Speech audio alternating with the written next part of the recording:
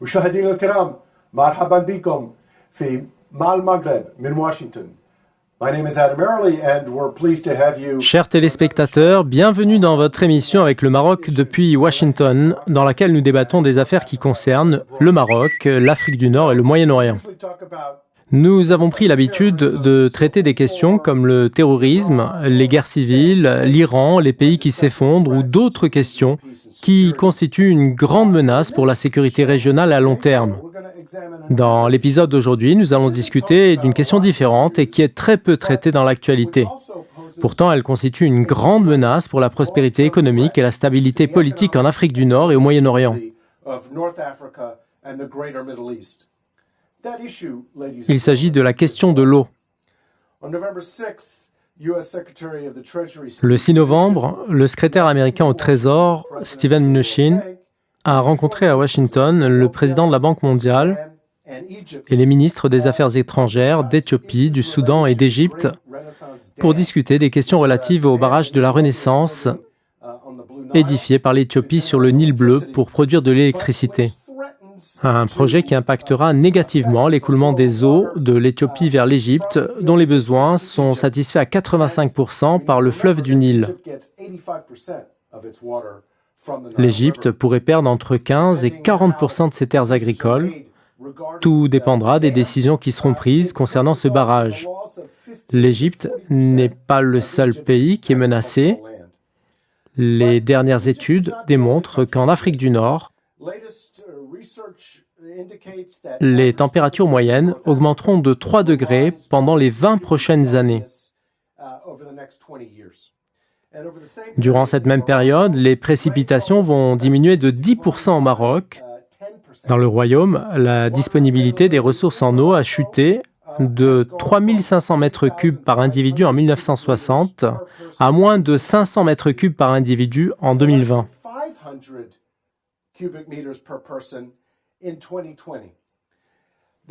Le Maroc est conscient du danger que représente le stress hydrique. Il compte d'ailleurs investir 20 milliards de dollars sur 10 ans pour faire face à ce problème.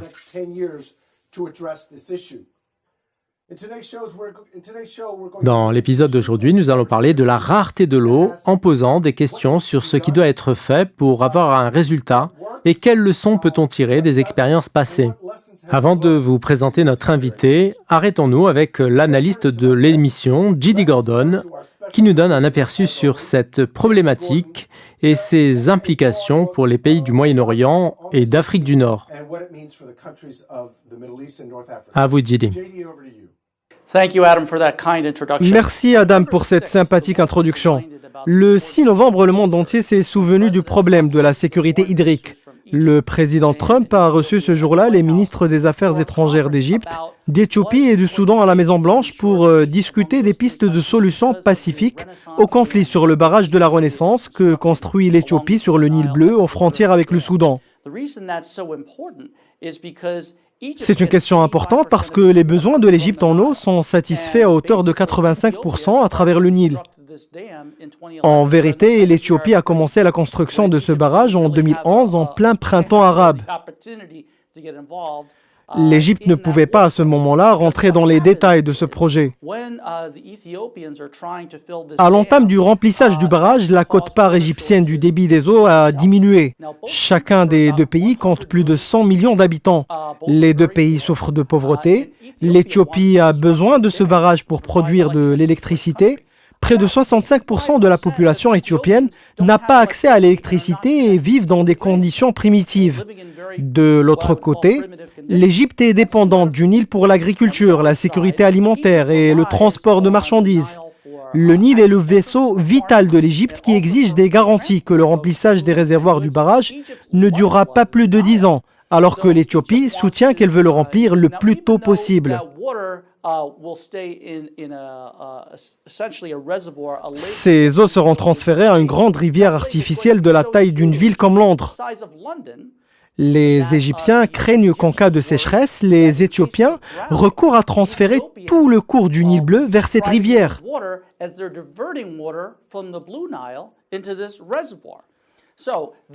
Alors, dans ce sens, il y avait deux conventions entre l'Égypte et le Soudan. La première remonte à l'année 1929 et la seconde a été signée en 1959. Les deux conventions traitent des droits sur les eaux du Nil. L'Éthiopie ne se considère pas du tout concernée par ces conventions. Elle a donc entamé la construction du barrage en 2011, lorsque l'Égypte était occupée par la chute de Moubarak. Le président prend donc les devants pour veiller à parvenir à une solution pacifique entre ces trois pays. Il est probable que d'autres réunions se tiennent pendant les prochains mois pour régler ce conflit. Ce problème de sécurité hydrique n'est pas propre à l'Égypte, au Soudan et à l'Éthiopie. Le Conseil européen des relations extérieures estime que les 2 tiers des populations au Moyen-Orient et en Afrique du Nord sont exposées à la rareté de l'eau dont elles ont besoin.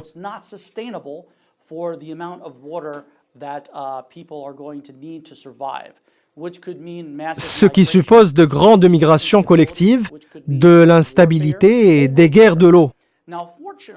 Mais fort heureusement, le Maroc a réfléchi à ce problème depuis longtemps.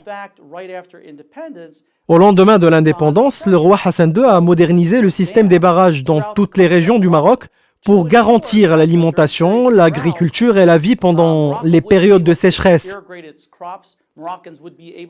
C'est ce quelque chose qui force l'admiration.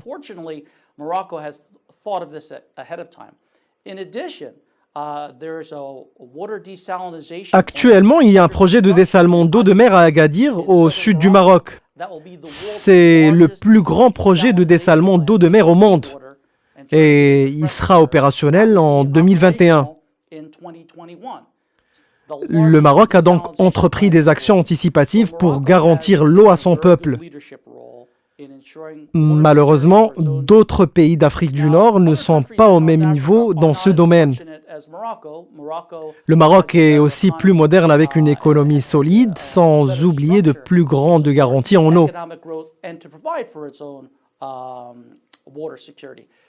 Malgré que certains pays du Moyen-Orient et d'Afrique du Nord n'atteignent pas le niveau du Maroc en matière de sécurité hydrique, le Royaume pourrait être confronté à la menace de la migration de la soif provenant des pays voisins. Et puis voilà, ça sera mon mot de la fin. À vous, Adam. Merci JD pour votre analyse instructive, comme d'habitude. Je me tourne maintenant vers mon invité, l'ambassadeur Lincoln Bloomfield, l'éminent expert du centre de recherche Stimson à Washington.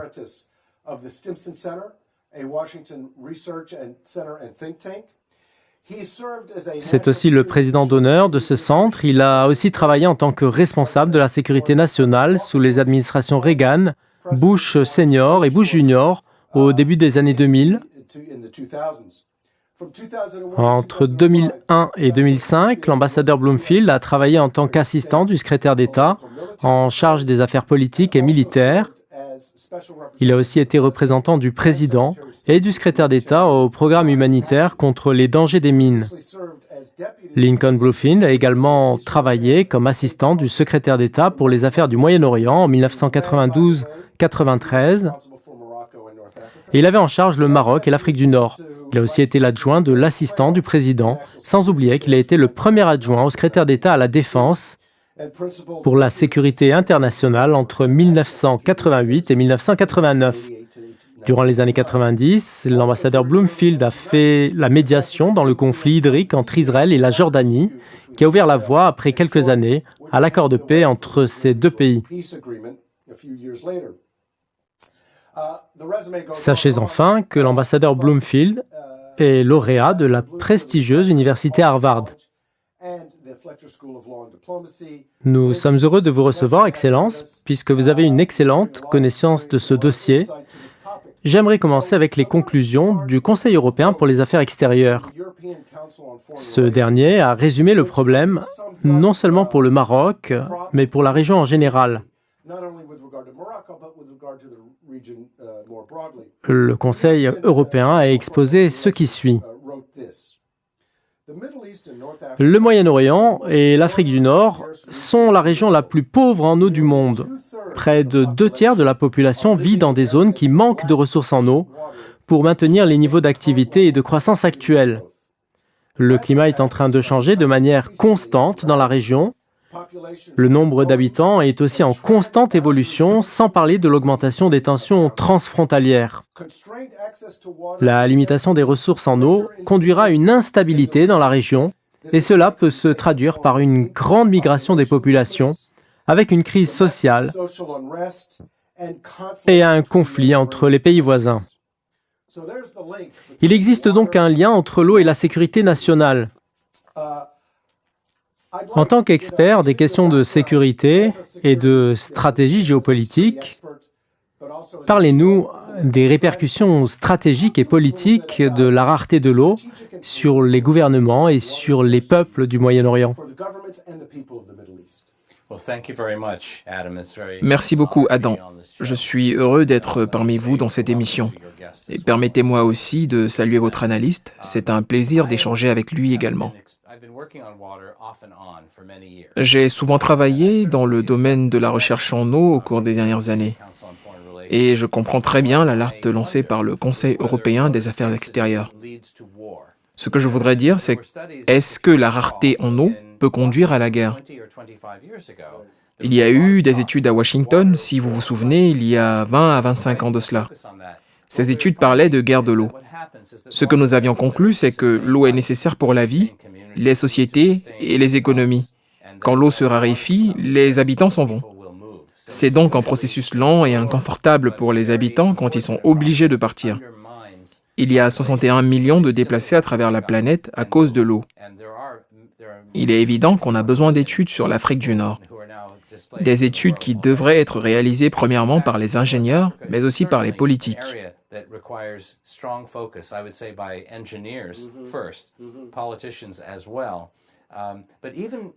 Même les zones qui ont une grande disponibilité hydrique ont besoin d'infrastructures pour modifier les cours d'eau. Quand vous avez des millions de personnes qui dépendent de l'eau et que cette eau vient à manquer, c'est une crise même si la zone n'est pas désertique. L'eau est un problème dans beaucoup de régions. Et c'est aussi le cas ici.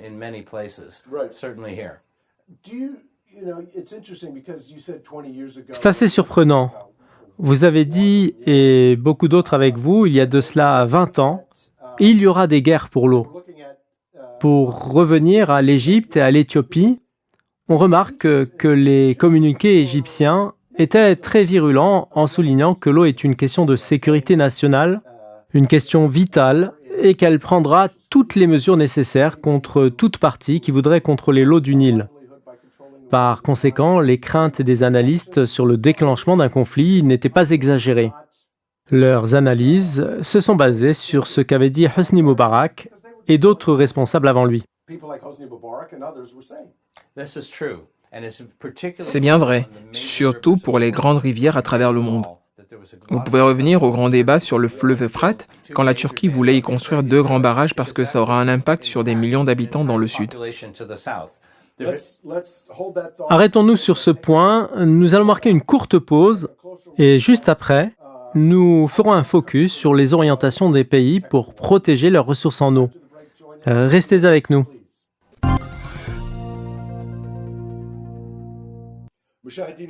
Bienvenue à nouveau dans votre émission avec le Maroc depuis Washington. Nous discutons dans cet épisode du problème du stress hydrique et de sa relation avec la sécurité nationale au Maroc, en Afrique du Nord et au Moyen-Orient, avec notre invité, l'ambassadeur Lincoln Bloomfield. Avant la pause, nous avons évoqué le degré que peuvent atteindre les actions des pays et des gouvernements pour protéger leurs ressources naturelles vitales, y compris l'eau. Nous avons parlé de l'Égypte et de l'Éthiopie, puisque l'Égypte compte sur le fleuve du Nil. Et vous avez cité la Turquie, qui érige des barrages sur l'Euphrate, ce qui impacte l'écoulement des eaux vers la Syrie et l'Irak. Beaucoup d'analystes ont prédit que la construction de ces barrages entraînera une riposte de la Syrie ou de l'Irak. Mais nous n'avons pas constaté cela sur le terrain. Il est difficile de mesurer la chose parce que la Syrie et l'Irak ont connu des tensions et des déplacements de population. Il n'est pas facile de savoir si cela a un rapport avec la rareté de l'eau. Pour en revenir au Nil, qui est l'un des plus grands fleuves au monde en se référant à la Banque mondiale et à la loi internationale, il faut s'arrêter sur les habitants qui vivent au versant du fleuve. Si vous gardez les eaux dans les zones élevées, cela signifie que vous prenez l'eau des habitants qui se sont installés il y a des milliers d'années autour de ce fleuve, parce qu'ils pouvaient l'exploiter. Si vous retenez l'eau, vous allez changer la carte de la présence démographique et il y a des implications juridiques dans ce sens.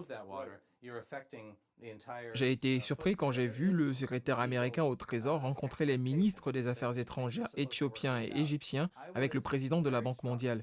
Vous ne pouvez pas voir les États-Unis faire de la médiation dans n'importe quel conflit dans le monde. Ça démontre l'importance de la question. Ce barrage fait le double du barrage Hoover sur le fleuve Colorado. Et il produit 3 fois ce que génère le barrage Hoover en termes d'électricité avec une capacité de 6000 MW.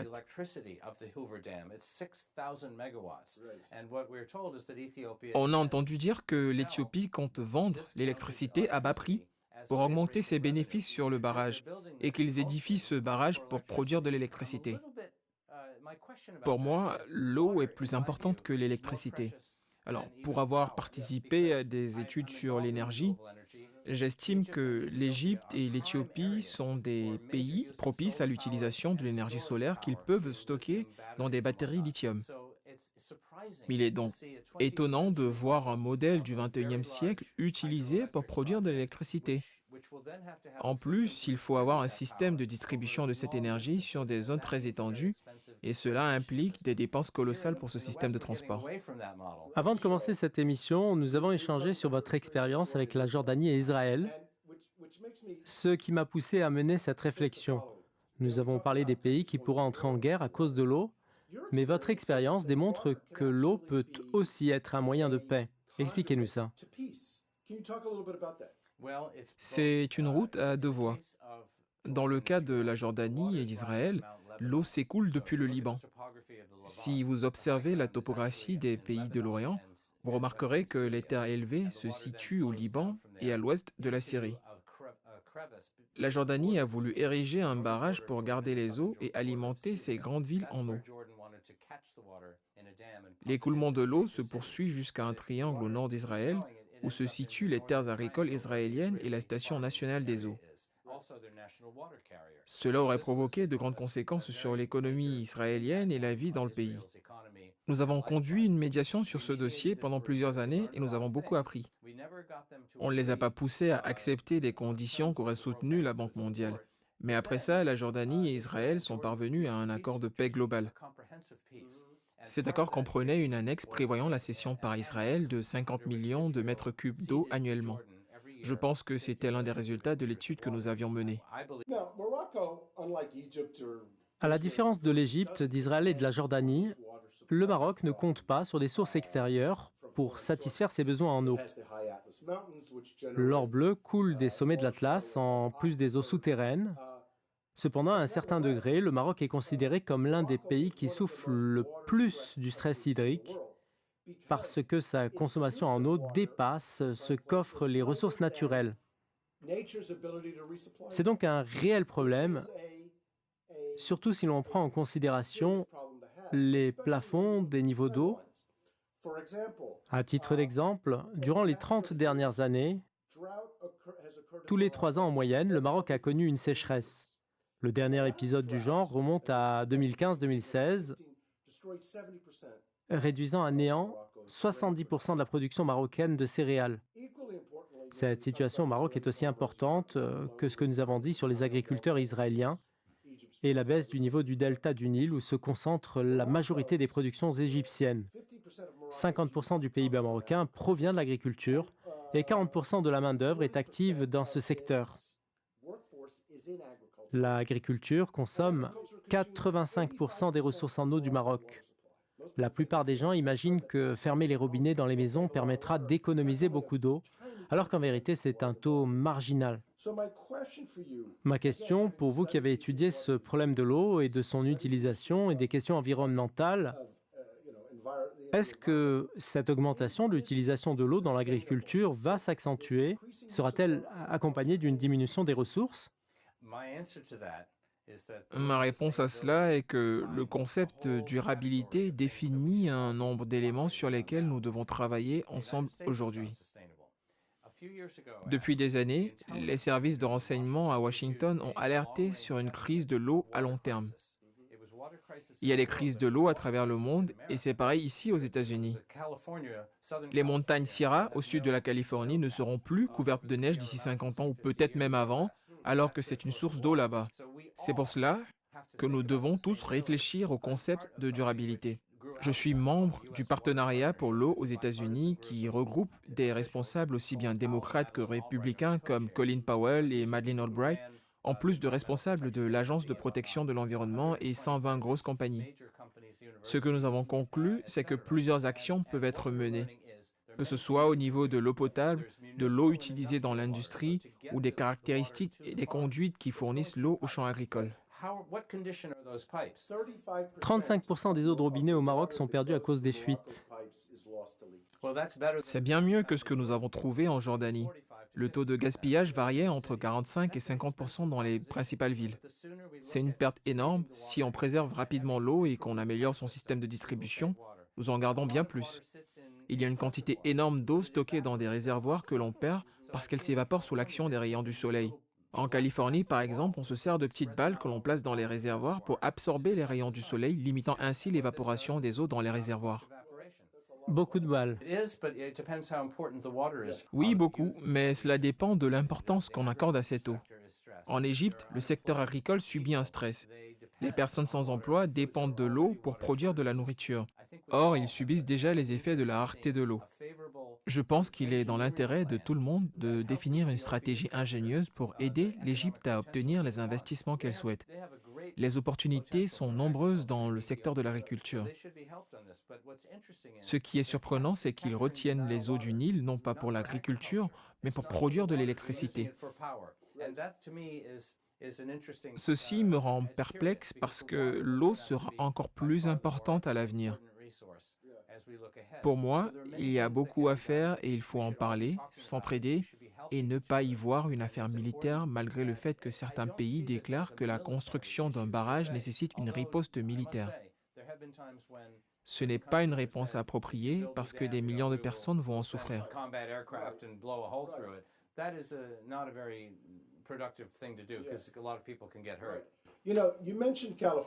Vous avez mentionné la Californie. Je pense qu'on peut faire une comparaison avec le Maroc pour les raisons suivantes.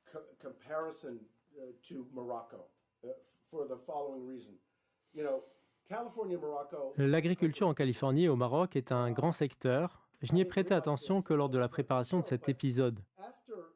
Le Maroc se place, après les États-Unis, la Turquie et l'Afrique du Sud, comme l'un des plus grands pays exportateurs d'agrumes et de tomates.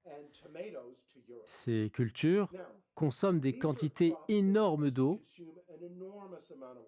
Il y a aussi des cultures que la Banque mondiale appuie. Cependant, nous nous trouvons face à un vrai paradoxe. Ces mêmes cultures qui rapportent des revenus aux agriculteurs les privent en même temps de l'eau nécessaire pour cultiver ces produits. Comment casser ce cercle vicieux? À titre d'exemple, la station de dessalement d'eau de mer à Agadir, au Maroc, est la plus grande station de dessalement d'eau de mer au monde. Le Maroc construit aussi de nouveaux barrages. Est-ce que ces mesures permettront de fournir plus d'eau et de régler les problèmes des cultures consommatrices d'eau? Okay, well, I'll start with the fact that when you say they're building more dams, that might be a good thing, because if you simply... Je vais commencer par le fait que le Maroc construit plus de barrages. Ce qui est intéressant parce que si on attend que la nature nous fournisse de l'eau, on ne peut pas savoir où arrivera l'eau et quand est-ce qu'elle arrivera. Ainsi, les infrastructures intelligentes, si elles sont construites en bonne et due forme, améliorent le stockage de l'eau au lieu qu'elle soit déversée dans la Méditerranée ou l'océan Atlantique. Ensuite, les cultures dont vous parlez et qui sont soutenues par la Banque mondiale, elles ont des indicateurs de demande. Si vous vous rendez dans un hôtel de luxe à Londres, les fleurs qu'on cueille Et les fruits qu'on vous propose proviennent du Kenya ou d'Éthiopie et sont livrés à travers FedEx. Il y a des investisseurs privés en Europe et au Moyen-Orient qui ont acheté ces terres agricoles et c'est la force d'attraction. Je pense que le Maroc est sur cette voie, ou du moins ce qui s'en rapproche. Il y a de meilleures terres et d'excellents agriculteurs. Il y a un moyen de faire ça, tout en économisant l'eau. Je prends l'exemple de la tomate, qui est un produit extraordinaire qu'on peut cultiver dans des endroits où on utilise le goutte à goutte, ce qui signifie des quantités réduites d'eau. Sa productivité peut devenir élevée et la demande est grandissante pour la tomate. Il en va de même pour la culture des roses en utilisant les nouvelles technologies. Faire couler l'eau dans un champ en laissant un robinet ouvert est une utilisation inadéquate de cette ressource. Chers téléspectateurs, merci d'avoir suivi l'épisode d'aujourd'hui. J'espère que vous avez apprécié l'analyse de l'ambassadeur Lincoln Broomfield sur le dossier de la sécurité hydrique au Maroc et dans la région. Merci Lincoln. Merci à vous, Adam.